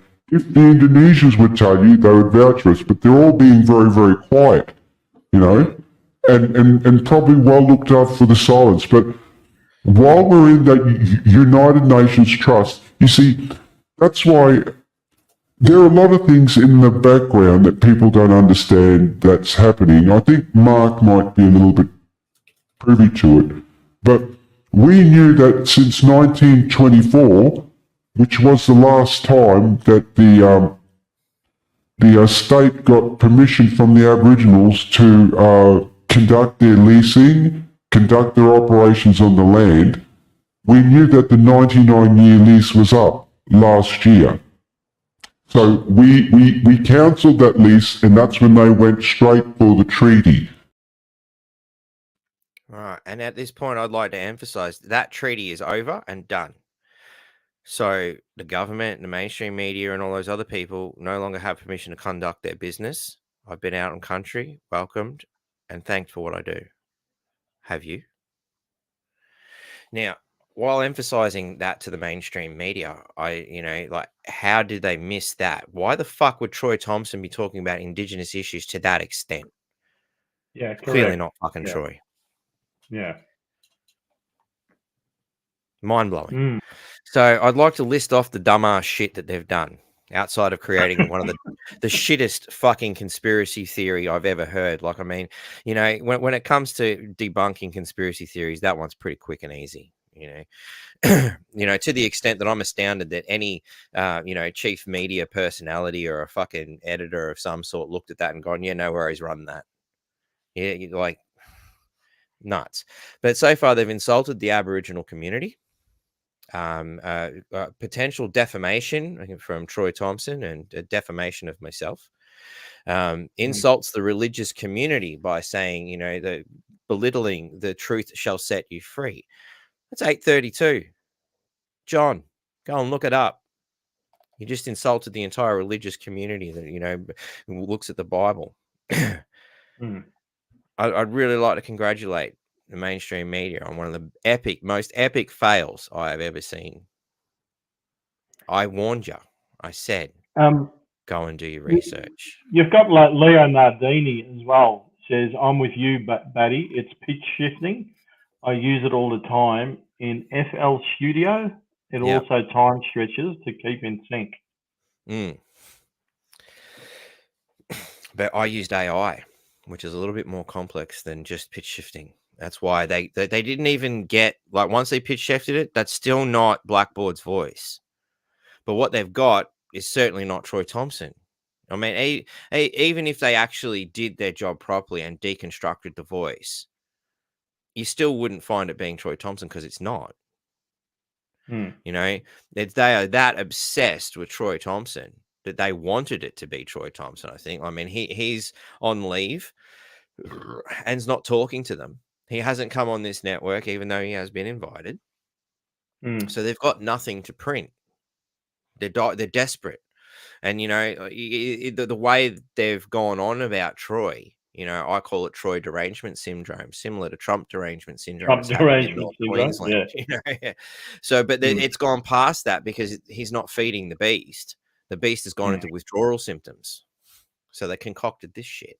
And it's fascinating. Like, as soon as they were challenged with the absence, the question of the identity of Blackboard, they went straight for a conspiracy theory. And this actually takes me back to a moment when I was working for the lamestream, where we were out front of the council chambers, funnily enough, and the mayor at the time, which was certainly not Troy, it was Jenny Hill, was had shut the meeting, closed doors, no one's allowed in. And they had questions they wanted to ask, but they were fucking them around because they know we have a time frame, which is exactly what the reporter said to me. No, they're just fucking us around. They know we have questions and they know we have a time frame. We need to do it by the end of the day. They're hoping to wait us out, And after hours of sitting out front of there, just waiting and waiting so they could desperately get their fucking story, the reporter turns to me and he goes, "What do you think they're talking about in there?" And it was pretty well established that, I had views that were labeled conspiracy theory, even to those guys. And I just turned to him going, "Wow, you're asking the conspiracy theorist what I think's going on behind a closed door?" Mate, this is what conspiracy theories are made of. The lack of knowledge, the absence of the information, because they're clearly denying you the ability to gain said information, conjures up all sorts of things, doesn't it? I can give you all sorts of random theories, and I capped off a whole bunch of wild, crazy shit. The first shit that just popped into my head, and you could see he was actually taking it on board because his mind wants to fill this gap, and to be kind to him, because I could see I'm starting to send him somewhat nuts. I've gone, but what you really want to hear is that they're probably discussing something to do with budgets and, things like that. And, perhaps tenders, and they need to keep people's identities and their information, safe. Yeah, that's it. I've just given him that. I've given him the branch that he wanted and he took it. Didn't even hesitate. That's the piece that fits the best. That's what I want to think. Fucking oath. So in this case, it's interesting how they've gone straight for a wild conspiracy theory. They're like, "Oh, well, it's Troy Thompson's been on the network." Never mind the other hundreds of people who are possibly exaggerating, but all the other people that have been on the network, all the other things and people I could be talking to. No, it has to be Troy Thompson. Hey, I'm going to have to look into this a bit more, because this is the first I've heard of Troy Thompson. See, someone else has gone, "Who is Troy Thompson?" But yeah, I guess you take it on as they're creating publicity for you. It's like a free promo for you. I take it as that. Hey, but definitely. I'm going to have to go because Right, I've got to go get dinner for the kids. Thanks for coming on, mate. Just getting the messages on my phone. But yeah, it's been a pleasure. This is the first time I've been on your stream, so I'm looking forward to coming on again in the future, mate. It's been fun. Yeah, definitely. Anytime you like, mate. More than happy to have you on, man. And thanks for becoming one of our amazing guests. There were a couple others that were hopefully going to make it, but it doesn't look like they are going to make it, sadly. And there's a couple of messages, but yeah, look, thanks heaps, man. And for everybody out there, check out the what the fuck, or WTF boys, the show that Tom's created and brought in. Do you want to give a quick little Yeah, we're on every Tuesday at 9 p.m. You can find us on X and on Rumble. We have got, Facebook as well. I don't really want to give Facebook a plug anymore, but you can find us. There's the What the Fuck Live podcast group. You can join that. Search for it. Maybe you will or won't find it. But yeah, What the Fuck, no spaces on Rumble in between the What the Fuck, and on X, What the Fuck. Yeah. All right. I better go. I've got to get some dinner happening for the kids. No worries, mate. I totally Thanks understand. for having me on, buddy. Not a worry. Thanks for coming on, buddy. I'll talk to you soon. See you, mate. Bye. See you, buddy. So yeah, and if you're struggling to find Tom's work, because shadow banning is a thing these days, just shoot me a link and I will happily send the link to the channel to you. I'm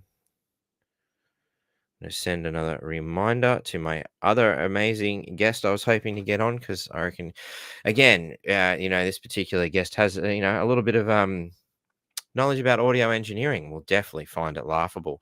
And as I was saying to a friend earlier, as somebody who watches a lot of science fiction, I find a lot of the actors who play, sort of the aliens and, you know, the not so permanent characters tend to be recycled throughout the same show. Such as Star Trek is a big example of it, you know, where Jeffrey Combs, for example, he plays about 4 or 5 different people throughout Deep Space Nine, and he even pops in, I think, in Voyager, and there might have been 1 or 2 in Next Gen. I can't remember, but, you know, he plays multiple characters, and I pick him every time because I know the voice. You couldn't possibly identify him because the makeup's just brilliant. You know, they do some amazing jobs with the makeup. But every time I hear that voice, I know that that's that person, you know. And when you listen to what they did with Troy's voice, fuck, it's not even close, man. Not even close. I don't know. Maybe it's because of my audio engineering sort of background and, you know, my love of music and, you know, really trying to pick things out like audio, you know. And I think it's a skill that us humans sort of, or a sense more thing that we as humans don't utilize as much as we should, you know. I think we're definitely very visual sort of people, you know, and even then, you know, most people don't look up or down. They just sort of blind us straight through tunnel vision, you know. So perhaps, you know, there isn't enough people really focusing on their audio senses. You know, do people, you know, engage their sense of smell enough? You know, have you followed the dog around and wondered why the dog can figure out things you can't? You know, I mean, we know dogs can hear frequencies we can't. You know, lots of things like that. You know, where, you know, I've tried, and you know, when you do audio engineering, you know, I start to train myself a little bit. But anyway, all that aside, let's fuck off with that kind of mainstream media narrative, and we'll go a little bit into some of the other things I've discovered during the week. So, you know, being this is a bit impromptu and a little bit different, I thought I'd do things in a bit of a different order. Of course, we always love our MAGA, our make elbow go away scenario, and I seen this on I think it was Twitter the other day, and I'm like, fuck, I want one. If anybody knows where you can get one of these hats, you must let me know. It is the greatest MAGA hat I have ever seen. And I think so many people in Australia would love to have one too. I think we need to find out where to get these. So there's a mystery out there that needs solving. Greatly appreciate it if people could help us out. Here's another one, and I know Tracy actually Tracy sent me a couple of pictures while we were waiting too. I should probably bring in. I'll let you guys have a read of that one while I remember. There's a few more elbow memesies to bring in to the party here. But of course, I also found this one, which was pretty good. Memes? How dare you? All us horrible people, you know, continuously creating memesies about good old memesy. Let's go. Where's the button I'm looking for? Eek. What's it done? Save. That's what I want to do. And we're gonna it's gotta be righto. Sorry. And here's another elbow memesy. You know, it's a little bit more elbow factually than anything. It's a good one, I thought. It's you know, of course, you know, Troy Thompson's military records are far more important. Why can't, you know what? We might just do it this way. It's probably going to be quicker and easier if I just punch it in here, yeah, paste and go. Sorry, Tracy. Tracy. Got to keep that joke running as long as we can. So it will add a couple of last minute elbow memesies into the stage here. Why are you not coming? Because I got that bloody thing on still. There we go. There's a last minute elbow memesy. I haven't read it myself. Albanese's speech decoded. It didn't reach the heights of campaign oratory, but that was never its aim. It was when I was scraping my penis together to buy my latest investment property that I got a real sense of just how tough the housing market is out there. Good one. I like that. Yep, we did that bit already. Yeah, we did that bit. Where's the other? Here it is. Yeah, nice big full screen. Yeah. Say goodbye to reliable power. That's progress. Back to the Bowen age. I like that. Freddie Flintstone, everything gold. Bloody gold. You know. Yeah, so it's stuff that's a little bit more factual, which is far more interesting, I think, you know. And you know, speaking of, you know, far more factually, you know, oriented things, you know, this is the one that the Townsville Bulletin put in regarding, you know, myself and Troy and whatnot, where they've drawn Troy's face on Blackboard, which is really ridiculous. But they told you the truth here, because this is a conspiracy theory that Troy is Blackboard. See how they told you the truth? Maybe it may have been a subconscious slip up of the Townsville Bulletin here to let you know that this is just a conspiracy theory. Just thought I'd point that out and, you know, attempt to upside down, turn it around. I love the way they make it so easy for me. If this bird were covered in oil, then this picture would be posted everywhere. Perhaps rather than calling them wind farms, we should call them, you know, bird slaying machines or something to that effect. Maybe somebody can come up with something more intelligent than I did. And of course, I like this one. Cookers. Cook. Ook. Okay, you were right.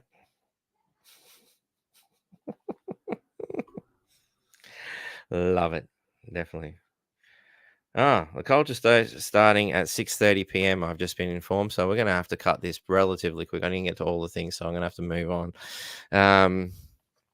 Sorry, thought it was 8. That's what you had in the calendar.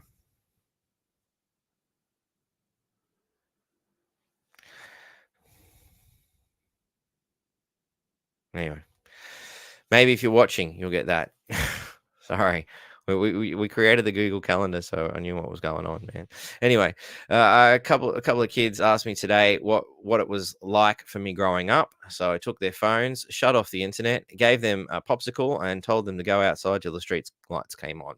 Very, very important.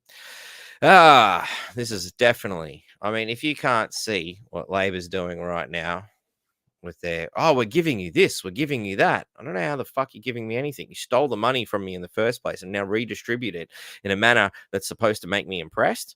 Like, you know, I actually seen the dickhead Les Walker the other day, and if I wasn't working, I would have had definitely a different attitude towards the toss bag.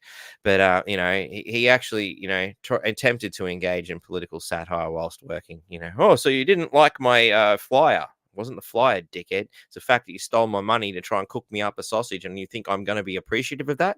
You fucking idiot. You are a moron. Complete moron. You know? And a shout out to everyone who is rock solid. Those of us who will never comply, who will never be coerced, never be manipulated, who will never be controlled, judge, blame, gaslight, or lock down all you want. I ain't fucking moving. Melbourne, yes, I definitely things to do in Melbourne. Fucking leave. I did it a long time ago. Greatest decision I ever made. Wow. What more do you need to say about Ukraine?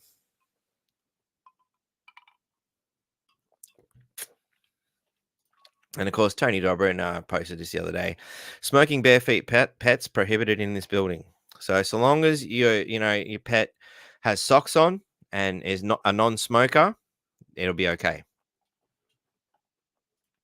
So that concludes the memes. There was a whole bunch of other stuff, but now that Michael's pointed out that they intend to go on in 20 minutes, I think it's without further ado that Fail of the Week must be granted to Channel 10 and the Townsville Bully for attempting to bully myself. But all you've done is promote me. Seriously, guys, I have to emphasize, you know what's happened since they've been fucking focusing on my network so much? The likes and the views have gone up. And people stop me in the street to say, well done. So thanks, guys. I really do want to thank the mainstream media for all the attention they've given me. There was a lot more I wanted to share. Perhaps maybe I'll do a quick one tomorrow night or something to sort of finish off the rest of Fail of the Week. But, you know, in the meantime. Hey, man, I got 5 kids to feed. Take him to the dentist. So drop in the go. Hang on for a second there, Trace. Tracy and Janine. Help fund the GoFund the Indigenous documentary if you want to hear more from like-minded people. You know, I'm not saying Blackboard will be a part of that documentary, but you know, there is a large group of Indigenous people that I, you know, so thankful to be a part to work with and sit down and take time with. And there's so many things we want to share with you guys to give you the actual story of what's really going on, because that voice thing was just so detrimental. It's done harm, you know. And hold on a second for them things again. Go hit up the GoFundMe. Consider becoming a Patreon. That would be awesome. If you want to be a part of this show, because this is for the people, you know. This is for you guys, you know, to get your stories out there as much as it is for me to find random shit to talk about.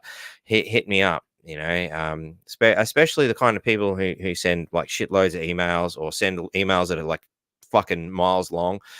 If you spent that much time learning something, you're the best person to present it. Seriously, you know. So yeah, consider doing that. Or you know, if you find the research, find a friend or someone around you who is comfortable with public speaking, who can go through your amazing a wealth of knowledge. You know, the extensive amount of research that you have done. If you're not comfortable with public speaking, find someone who is, and give them the shit, and they can come on. You know, and shit, we can always Blackboard you up too, and next thing you know, you'll be Troy Thompson and running for mayor. It's amazing what you can do if you come to the North Queensland Freedom Network. Yeah, I'm broke and I'm sick of being a truck driver at the moment, so hit me up if you've got any video work, or all the design stuff, all the intros and outros and all that. I've done all that myself. You know, that's the kind of level of talents I have. Obviously video production and all sorts of other shit, you know. You need a camera operator for whatever, hit me up. That's what I'd really like to be doing instead of driving trucks. But all that said, I've got to keep moving. And of course, Cafe Lockdown is coming up next with culture, which is something else I will be working on. I might actually take a bit of a back seat over the next week, or a couple of weeks over as far as the Sundays go, because I'd like to focus in on the music side of things. I do have some cool shit I want to share and bring to culture, but I need the time. So yeah, I might not be doing as many fails of the week in time to come, but I got to jump off because Michael's got to jump on. So stay tuned. More shit to come, because that's the way Cafe Lockdown is going to roll. It's going to be non-stop entertainment, you know. Hopefully with it, you know, next year or two, who knows. We're going to bring some more people on, hopefully. Stay tuned. I'm just ranting and rambling because I'm being rushed. So anyway, nano people.